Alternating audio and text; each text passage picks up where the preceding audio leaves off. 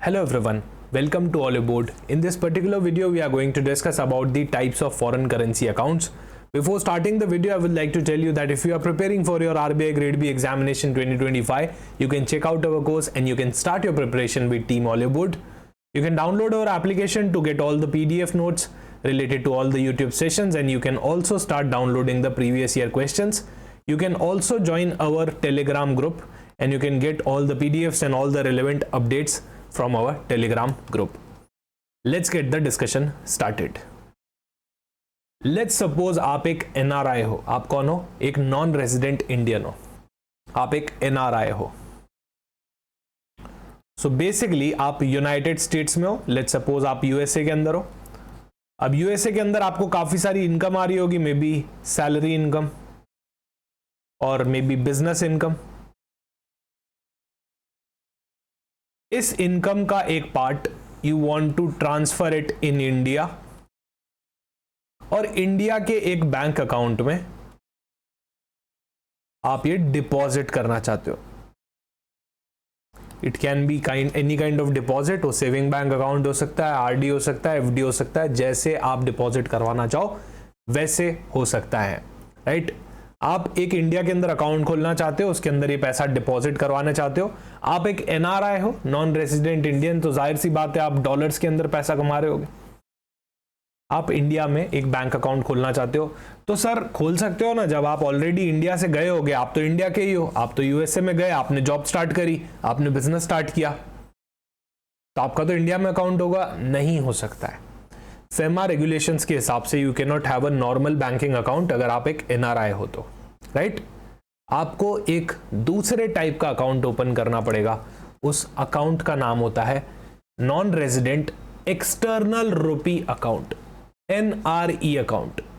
ठीक है, बहुत ही सिंप्लीफाइड वे में पढ़ने वाले हैं. सारे अकाउंट्स को एनआरई, एनआरओ, एफसीएनआर सारे अकाउंट्स आज पढ़ डालेंगे, और आपको बताऊंगा कि ये कंफ्यूजन जो होता है, एनआरई कौन सा, एनआरओ कौन सा, लास्ट तक स्टूडेंट्स को कंफ्यूज करता है. एक बहुत बढ़िया टेक्निक बताऊंगा जिससे ये कंफ्यूजन हमेशा के लिए क्लियर हो जाएगा. NRE account, non resident external rupee account. NRE is designed specifically for the NRIs who earn the income abroad. देखो कमाई कहां पे, यूएसए में कमाई है. किस में कमाई है? डॉलर में कमाई है. And they wish to send their foreign earnings to India. वो चाहते हैं कि उनके जो डॉलर्स हैं जो उन्होंने कमाए हैं वो कहां पे भेज दें, इंडिया के अंदर भेज दें. Now these accounts help convert the foreign currency into Indian rupee. अब इंडियन रूपी के अंदर आप ऐसे नहीं भेज सकते, आप डायरेक्टली डॉलर में नहीं भेज सकते. पहले उनको इंडियन रूपी में कन्वर्ट कर दो और फिर पार्क कर लो किसी भी इंडियन बैंक के साथ. तो क्या होता है, जब आप यूएसए से डॉलर्स भेजते हो तो इंडियन बैंक क्या करते हैं, उसको रूपी में कन्वर्ट करते हैं और उसके बाद एनआरई अकाउंट के अंदर डाल देते हैं. इसको बोलते हैं एनआरई अकाउंट. कंफ्यूज नहीं होना है तो याद रखना, एनआरई के अंदर जो ई है दैट स्टैंड्स फॉर एक्सटर्नल. समझ जाओ पैसा बाहर से आ रहा है. ठीक है, एनआरओ से कैसे कंफ्यूज नहीं होगे बाद में बताऊंगा. अभी इतना याद कर लो, ई मतलब एक्सटर्नल, मतलब पैसा यूनाइटेड स्टेट्स ऑफ अमेरिका से इंडिया के अंदर आ रहा है. यूएसए से इंडिया में आ रहा है तो आईएनआर में तो आएगा नहीं, डॉलर में ही आएगा. सही है. तो एनआरआई जो है वो एक डॉलर में पैसा कमा के आईएनआर में रखना चाह रहा है इंडिया के अंदर, तो एनआरई अकाउंट के जरिए रख सकता है. Now these accounts can be in any form. It can be saving account, current account, recurring account और फिक्स्ड डिपॉजिट अकाउंट. किसी भी तरह का डिपॉजिट यहां पे हो सकता है. बेनिफिट क्या है? देखो, एक तो आईएनआर के अंदर मेंटेन्ड होता है, राइट. भले ही फॉरेन करेंसी मिली हो आपको, वो आईएनआर में कन्वर्ट हो जाता है और फिर एनआरई अकाउंट के अंदर मेंटेन होता है. ये इसका पहला फीचर है. The amount sent by the NRI is converted into INR at the prevailing exchange rate. जब भी आपने भेजा है उसकी prevailing exchange rate पे ये convert हो जाता है. The entire amount, both principal as well as interest, is freely repatriable. Repatriable मतलब इसको आप कभी भी वापस से भेज सकते हो जहां पे भी आपको ट्रांसफर करना है. It's freely repatriable. जो प्रिंसिपल आपने भेजा था वो और उस पर जो इंटरेस्ट कमाया वो दोनों को ही आप अब्रॉड वापस भेज सकते हो. कोई भी रिस्ट्रिक्शन यहां पे अप्लाई नहीं करता है ऑन एनआरई अकाउंट. सही है. सबसे बड़ा एडवांटेज, मान लो आपने 1 CR का अमाउंट भेजा आईएनआर में. ठीक है, भेजा डॉलर में होगा, कन्वर्ट करके पता चला 1 CR का अमाउंट है. 6% इंटरेस्ट कमाया इस पे, तो 6 लाख रुपए इंटरेस्ट हो गया. ये पूरा का पूरा एग्जेम्प्ट है, मतलब गवर्नमेंट इस इनकम पे टैक्स नहीं लेने वाली है। आप रख के देखो एनसीआर एक बार आपके अकाउंट में, अगर आप एक रेजिडेंट हो और आपने 6 लाख रुपए कमाया, गवर्नमेंट आपसे टैक्स लेगी, राइट। बट एनआरई अकाउंट में जो भी पैसा रखा, उस पर जो भी इंटरेस्ट बना, it is 100% tax free in India. Interest rate कौन डिटरमाइन करते हैं? ऑब्वियसली आरबीआई गाइडलाइंस के हिसाब से डिटरमाइन होती है। एक एग्जाम्पल भी दे रखा है, मान लो आप एक इंडियन हो जो कनाडा में वर्क कर रहे हो, राइट, और आपको आपके पेरेंट्स को सपोर्ट करने के लिए, म्यूचुअल फंड्स में इन्वेस्ट करने के लिए या फिर एफडीज करवाने के लिए इंडिया में पैसा चाहिए। So you can route your money via NRE account. आप कमा रहे हो कनेडियन डॉलर्स में और आप अल्टीमेटली उसको क्या कर रहे हो? एनआरई अकाउंट में डिपॉजिट करवा रहे हो। इसके ऊपर कोई भी रिस्ट्रिक्शन नहीं है, इसको आप कभी भी कनाडा वापस ट्रांसफर कर सकते हो। इस पे जो भी आप इंटरेस्ट कमाओगे that is completely tax free. NRE account. Sir tax free कैसे हो गया?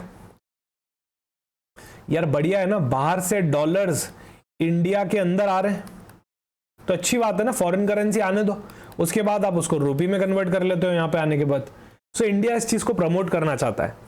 इंडिया बोलता है यार आने दो, डॉलर आ रहे हैं तो आने दो, बाहर से कमा के तुम इंडिया में भेज रहे हो तो कोई टैक्स नहीं लगाएंगे। Sounds logical?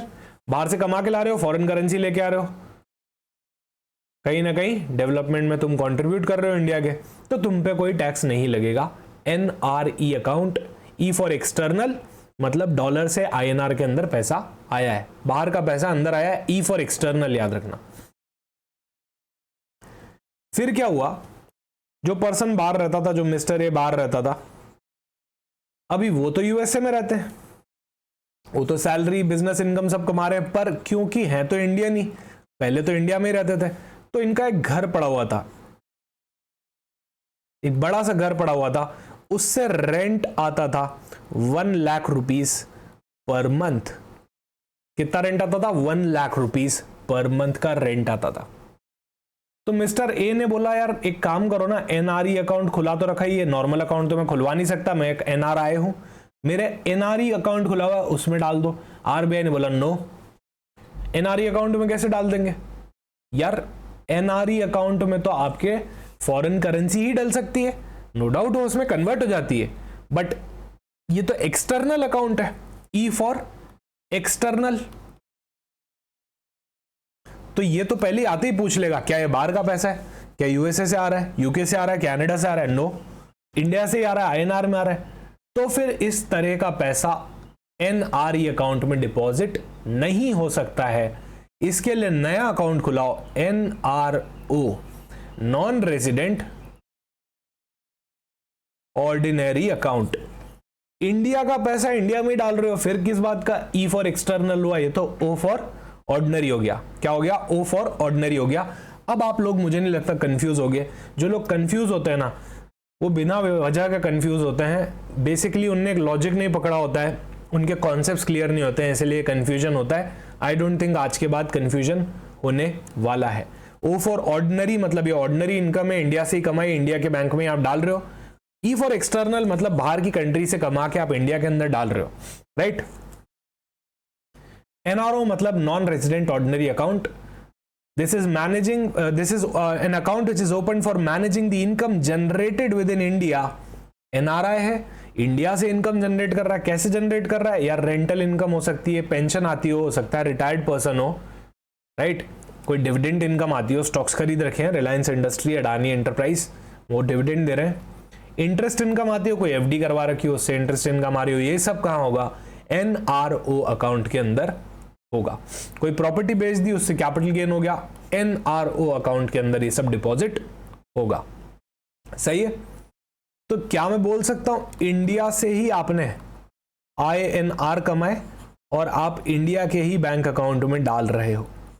एनआरई अकाउंट में अलग चीज हो रही थी, वहां आप यूएसए में कमा रहे थे डॉलर्स में, और उसके बाद आप इंडिया के अंदर डाल रहे थे आईएनआर के अंदर। बहुत बड़ा फर्क है।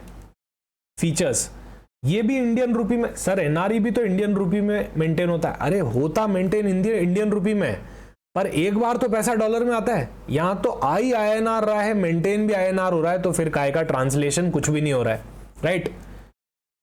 But this time it's for domestic income. आपने इंडिया से ही कमाया, इंडिया में ही आप डिपॉजिट करवा रहे हो, आप तो टैक्स भरो। ये तो इंडियन इनकम है, आपने यूएसए से थोड़ी कमाई है, आप यूएसए में रहते हो, डजंट मैटर, इनकम इंडिया से कमाई है, टैक्स भरना पड़ेगा। एनआरओ अकाउंट पे टैक्स लगता है, क्या लगता है? टैक्स लगता है। एनआरई अकाउंट पे कोई भी टैक्स नहीं लगता है। सर ये तो बहुत गलत बात है। देखो बहुत गलत बात नहीं है, इसकी बात है, ठीक है, बहुत गलत बात नहीं है। एनआरई यार तुम्हारे कंट्री के अंदर डॉलर्स लेके आ रहा है, बाहर का पैसा इंडिया में आ रहा है, आने दो, गवर्नमेंट बोल रही है मत लगाओ टैक्स।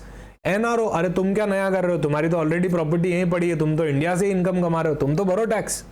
ना तो तुम डॉलर लेके आ रहे हो उल्टा, ना तो इनकम बाहर से लेके आ रहे हो, इंडिया से ही कमा रहे हो, हमारे यहीं जमा करवा रहे हो, तो तुम तो टैक्स भरो अभी के अभी। ये फर्क होता है। आई होप सो अब आप लोग इस कॉन्सेप्ट के अंदर कभी भी कंफ्यूज नहीं होंगे। एग्जाम से एक दिन पहले तक ये कंफ्यूजन अब नहीं जाएगा। ओ फॉर ऑर्डिनरी मतलब इंडिया का इंडिया में, ई फॉर एक्सटर्नल मतलब यूएसए का इंडिया में। सही है। Principal is not freely repatriable. Principal को आप ऐसे फुली रिपेट्रिएट नहीं कर सकते हो। अरे भाई तुमने इंडिया से ही कमाया है, बाहर से थोड़ी लाए हो जो तुमको पूरा इतना फ्रीनेस दे देंगे, राइट। तो $1 million पर फाइनेंशियल ईयर तक का ही आपको अलाउड है रिपेट्रिएशन। उसके भी बाद आपको करना है तो फिर आपको आगे प्रायर अप्रूवल लेने पड़ेंगे, वहीं तक आपको अलाउड है। और both NRI and resident Indian can be joint holders in this account. NRI और इंडियन रेजिडेंट दोनों जॉइंट होल्डर यहाँ पे इस अकाउंट में हो सकते हैं। यहाँ पे एग्जाम्पल भी दिया हुआ है, इसको भी आप पढ़ सकते हो, राइट। इसके ऊपर फेमा रेगुलेशंस भी लगते हैं। ओके अच्छा, if you are having any kind of doubts in finance और कोई भी डाउट है आपको तो डेफिनेटली आप कमेंट सेक्शन में भी पूछ सकते हो। ये मेरा टेलीग्राम चैनल है, यहाँ पे भी आप पूछ सकते हो। ओके आगे चलते हैं फटाफट से, एक नया तरह का अकाउंट बताता हूं। मिस्टर ए रहते थे यूएसए में, वो कमाते भी यूएसए में थे, ऑब्वियस सी बात है। उनके पास पड़े हुए थे $1 लाख। कितने डॉलर्स पड़े थे? $1 लाख पड़े हुए थे। उनको पैसा डालना था इंडिया में, तो उन्होंने क्या किया? एनआरई अकाउंट खुलवाया। ठीक है, प्रॉब्लम बता रहा हूं एनआरई अकाउंट के साथ क्या प्रॉब्लम आती है, और बहुत ही इंपॉर्टेंट कॉन्सेप्ट है, राइट, बहुत ही इंपॉर्टेंट कॉन्सेप्ट है। एनआरई अकाउंट खुलवाया। अब एनआरई अकाउंट में डॉलर तो डाल नहीं सकते, जैसे ही एनआरई अकाउंट में आए कन्वर्ट हो गए। ये तो $1 लाख है। मान लो आज जो रेट चल रही थी,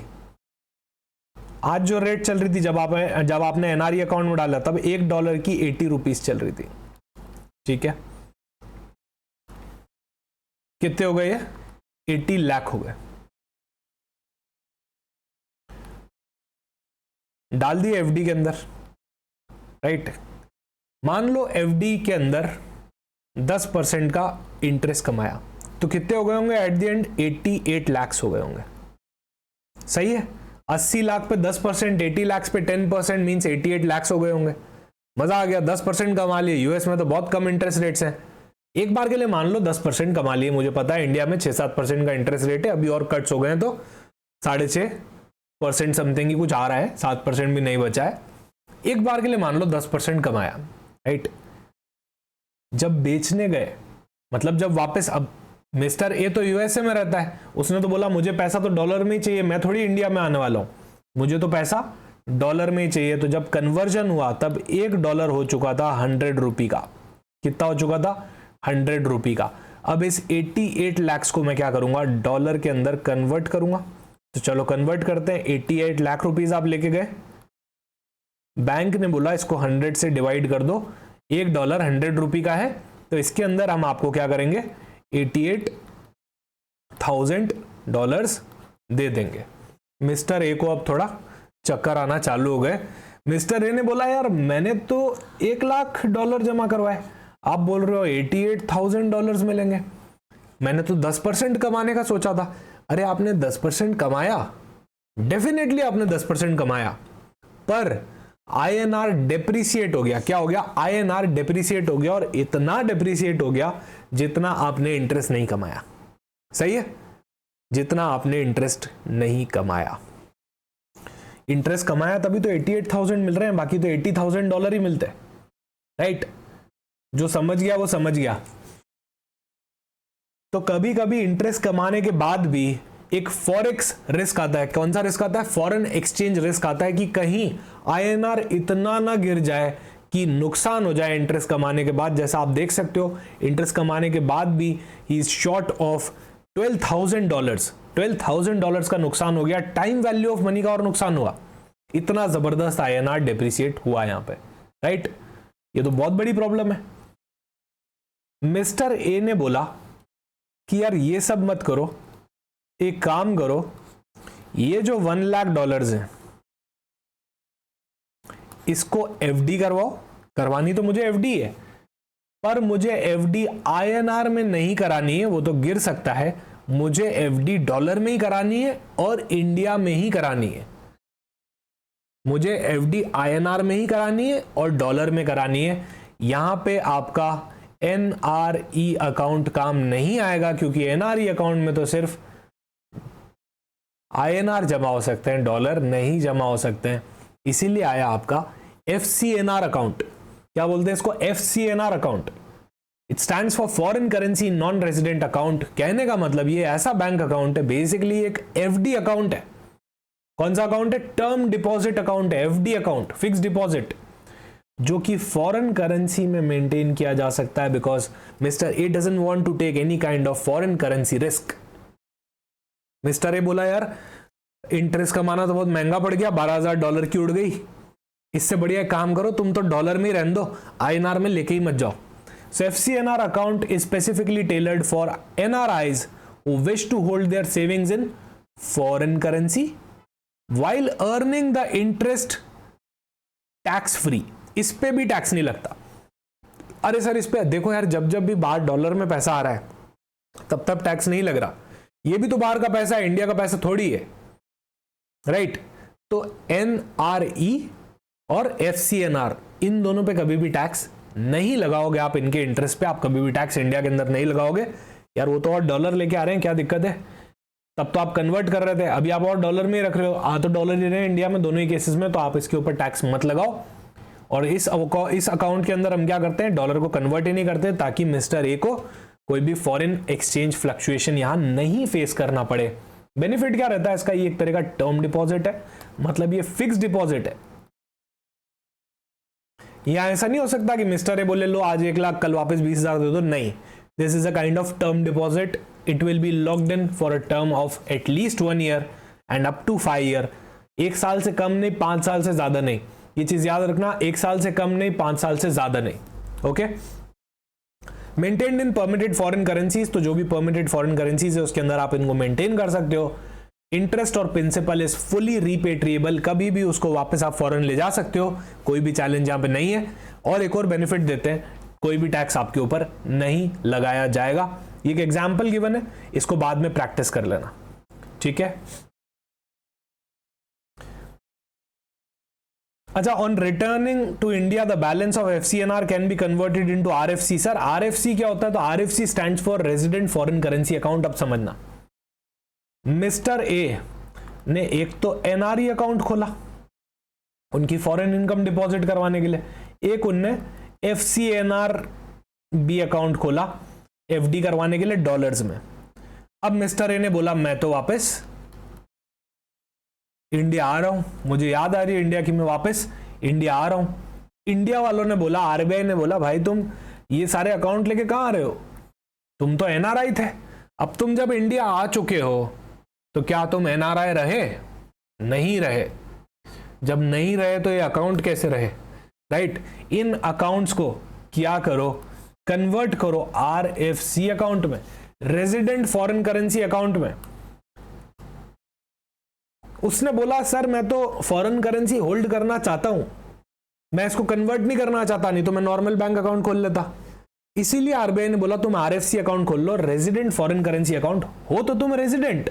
अब तुम एनआरआई नहीं हो, you are not non resident Indian, you are resident Indian, but तुमको फॉरेन करेंसी होल्ड करनी है तो रेजिडेंट फॉरेन करेंसी अकाउंट। मुझे नहीं पता बच्चों को क्यों टफ लगता है, इतना सिंपल है, नाम में ही उसका आंसर है, the name says it all, right? बिल्कुल भी टफ नहीं है आरबीआई का फाइनेंस। अगर आप इस अप्रोच से पढ़ोगे आप ज्यादा से ज्यादा याद कर पाओगे। देखो एक दो अप्रोच होती है, दो अप्रोच। एक होती है हर चीज को याद करना, जो हर चीज को याद करता है वो या तो एग्जाम से एक दिन पहले भूलता है, ड्यूरिंग भी बहुत भूलता है, बार बार उसको रिवीजन करने पड़ते हैं, और एग्जाम में तो 100% प्रेशर में याद नहीं आता। और दूसरी अप्रोच होती है इंजॉय करके पढ़ने की, कनेक्ट करके पढ़ने की। तो यहां हमने क्या किया, कनेक्ट करके पढ़ा। ई फॉर एक्सटर्नल, मतलब बाहर का पैसा इंडिया में आ रहा है तो कोई दिक्कत नहीं है, टैक्स फ्री है, पर रहेगा INR में। दिक्कत हो गई, डॉलर बढ़ गया, रुपी गिर गया, तो FD कराई तो नुकसान हो गया। तो यार मिस्टर ये बोल रहे हैं तुम तो डॉलर में रहने दो, तो फिर तुम FCNR में आ जाओ। NRO क्या होता है सर? अरे तुम इंडिया की, तुम हो तो NRI, पर तुम जो इंडिया में इनकम कमा रहे हो, रेंटल इनकम, डिविडेंड इनकम, बहुत सारी इनकम आ रही है तुमको, वो तो तुमने इंडिया में कमाई है, उसको INR में आया, INR में डिपॉजिट करवा दो और उसके ऊपर चुपचाप टैक्स भी भर दो। फिर अब तुम अगर इंडिया में शिफ्ट हो रहे हो तो तुम तो रेजिडेंट बन चुके हो, तुम बाहर के रहे कहो, तो तुम क्या करो, रेजिडेंट फॉरेन करेंसी अकाउंट खुलवा लो। तुम रेजिडेंट हो और उसमें फॉरेन करेंसी को होल्ड कर लो। सही है। So it allows Indian resident to retain its foreign currency earning in the foreign currency itself, right. So आप किसी भी अकाउंट के अंदर, किसी भी करेंसी के अंदर ये अकाउंट खुलवा सकते हो और आप प्रिजर्व कर सकते हो अपनी फॉरेन फंड्स को और उनको रिपेट्रिएट भी कर सकते हो, क्योंकि ऑलरेडी आप वो बाहर से ही लेके आए थे। जो चीज बाहर से आ रही है वो बाहर कभी भी जा सकती है, जो चीज इंडिया से आई है उसको बाहर मत भेजना। $1 मिलियन का लिमिट लगा हुआ है, उससे ऊपर मत भेजना। सही है। पर क्योंकि तुम अब यहाँ के हो चुके हो तो फिर हमारे रूल्स एंड रेगुलेशन भी तुम्हारे हो चुके हैं, तुमको तो टैक्स भरना पड़ेगा। ठीक है। यहाँ पे मैंने एग्जाम्पल भी दे रखा है, इसको भी आप पढ़ना डेफिनेटली। ओके। तो बेसिकली आपको आपके NRE, FCNR सब बंद करने पड़ेंगे और किस में ट्रांसफर करना पड़ेगा, RFC अकाउंट के अंदर ट्रांसफर करना पड़ेगा। ये एक चार्ट आप लोगों के लिए बना के दे रखा है ताकि एट अ ग्लांस आप इस चीज को पढ़ सको। एक बार अगर ढंग से पढ़ लिया तो मैं एडवाइस नहीं करूंगा कि बार बार मेरे नोट्स को पढ़ो या किसी के भी नोट्स को पढ़ो, सिर्फ चार्ट को पढ़ो। या तो सबसे बेस्ट खुद बनाओ नोट्स, उसको पढ़ो, खुद ये चार्ट बना लो देख के, रेफरेंस लेके कि एक्स एक्सेस पे क्या लिखना है, वाई एक्सेस पे क्या लिखना है, राइट, कॉलम और रो में, और खुद का चार्ट बनाओ तो सबसे बेस्ट है। और नहीं बनाना है, नहीं मूड है, तो ये वाला देख लो और लास्ट डे सिर्फ इस चार्ट को पढ़ना और ये वाली कॉन्सेप्ट को याद रखना कि E for external, O for ordinary. ठीक है। कॉन्सेप्ट को, एग्जाम्पल अगर याद आ गया तो यहाँ पे क्वेश्चन भी सॉल्व डेफिनेटली हो जाएगा। हर बार की तरह फटाफट से कुछ MCQs प्रैक्टिस कर लेते हैं ताकि हमारे कॉन्सेप्ट्स क्रिस्टल क्लियर हो जाएं। सभी लोगों से आंसर चाहिए इन द कमेंट सेक्शन। पहला question, NRI earns monthly rental income, अभी आंसर आ जाना चाहिए। कौन सी प्रॉपर्टी से? इंडियन प्रॉपर्टी से। अब तक आंसर पता होना चाहिए। एंड ऑल्सो रिसीव्स डिविडेंड, अच्छा डिविडेंड भी मिल रहा है। He plans to remit part of these funds to his foreign bank account. वो चाह रहा है कि मैं इसको फॉरेन बैंक अकाउंट में आगे जाके भेज दूं। Which of the following is true regarding the account type he should use and related implication? अरे यार रेंटल इनकम कमा रहा है इंडिया के अंदर, वो है NRI, कमा इंडिया के अंदर रहा है, कौन से अकाउंट में जाएगा? Do let me know in the comment section, इसमें से कौन सा ऑप्शन सही होना चाहिए मुझे कमेंट सेक्शन में बता दो। जिसका कॉन्सेप्ट क्लियर है उसको सिर्फ 2 ऑप्शंस में डाउट होगा, जिसका कॉन्सेप्ट क्लियर है उसको सिर्फ 2 ऑप्शंस में डाउट होगा, जिसका कॉन्सेप्ट नहीं क्लियर है उसको हर चीज में डाउट होगा, उसको क्वेश्चन में भी डाउट होगा।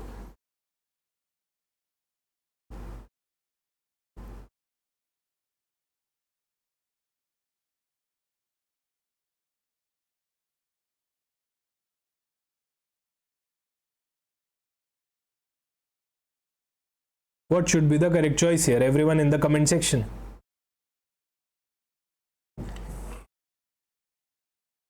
And the correct choice here is option C. NRO account use होगा, इसका इंटरेस्ट टैक्सेबल होता है, इसका प्रिंसिपल जो है रिपेट्रिएबल होता है, पर लिमिट्स तक ही होता है। लिमिट कितनी है वो भी कमेंट सेक्शन में लिख दो फटाफट से। What is the limit of repatriation in this account? अगला question, Indian origin software engineer residing in Germany wishes to open a bank account in India. So है तो NRI, कहां पर रह रहे हैं? जर्मनी में रह रहे हैं। वो चाह रहे हैं कि उनका एक बैंक अकाउंट हो इंडिया में ताकि वो अपनी फॉरेन की सैलरी इंडिया में भेज पाए और इन्वेस्टमेंट कर पाए इंडिया के म्यूचुअल फंड्स में, फिक्स्ड डिपॉजिट्स में and so on.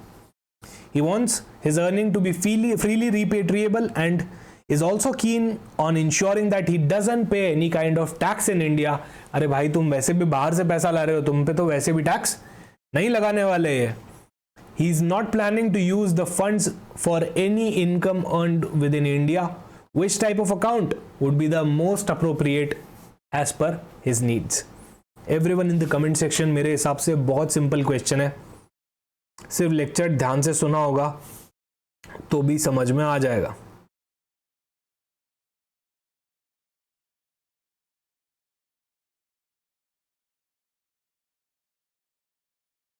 What should be the correct choice here?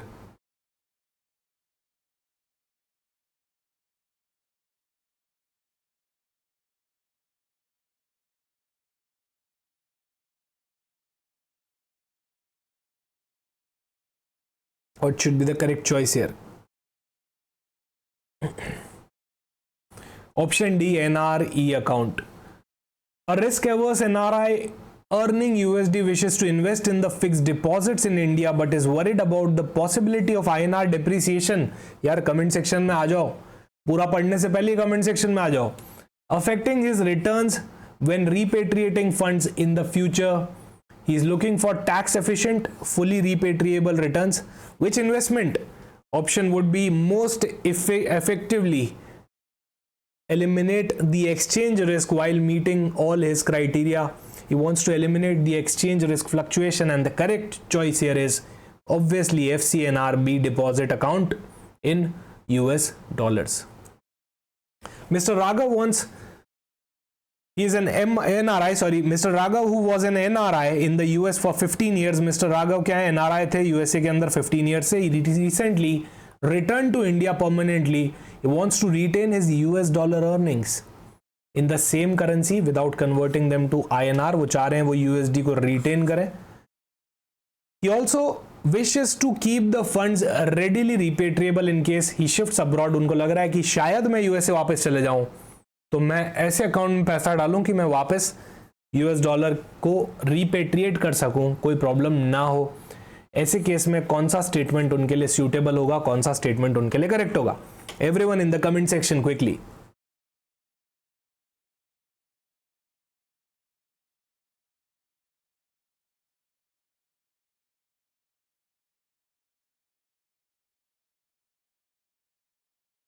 What should be the correct choice here?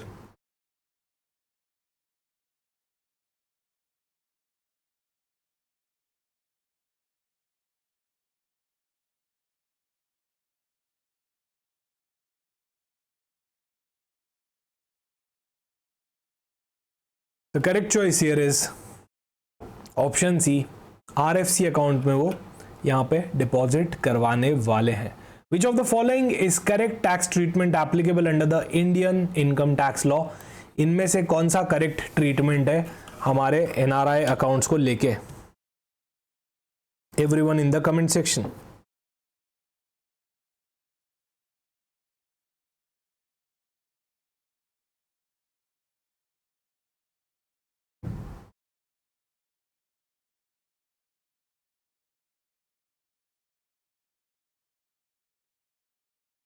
What should be the correct choice here? The correct choice here is option B. Interest from NRE is tax free whereas NRO is taxable. Right? वहाँ पे TDS के implications भी लगेंगे. Next is Miss Radha was working in Australia for 12 years and held NRE and FCNR account. उनके पास दोनों तरह के account थे, अब वो इंडिया में आ रहे हैं. She is now categorized as a resident under FEMA. She wants to continue holding these foreign currencies in USD and ensure flexibility कि जब भी वो abroad जाएं तब वो ऐसा ये वाला पूरा पैसा वापस लेके जाएं. उनके लिए क्या बेस्ट सूटेड रहेगा? Read the options and tell me in the comment section क्या इसका करेक्ट चॉइस होना चाहिए.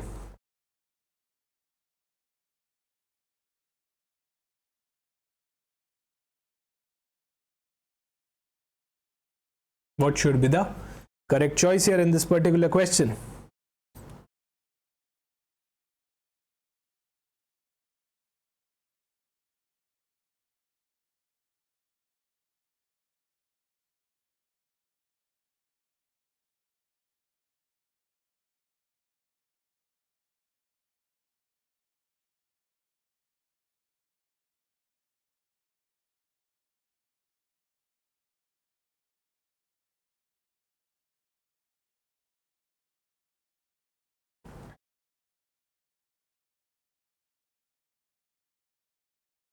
The correct option here is option C.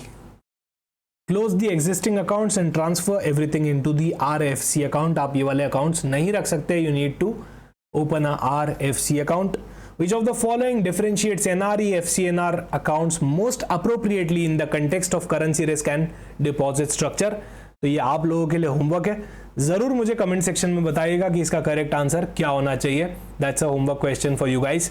Thank you so much everyone for watching this video. अगर आपको कंटेंट पसंद आया हो तो चैनल को सब्सक्राइब कर दो, वीडियो को लाइक कर दो, कमेंट कर दो, और डेफिनेटली अगर आपको कोई और भी सजेशंस हो तो आप कमेंट सेक्शन में मुझे बता सकते हो कि अगर आपको कोई पर्टिकुलर चैप्टर पढ़ना हो, कोई पर्टिकुलर सर्कुलर पढ़ना हो, या किसी भी चीज में कोई डिफिकल्टी आ रही हो related to finance, you can always let me know in the comment section. Thank you so much, have a great day, bye bye, take care.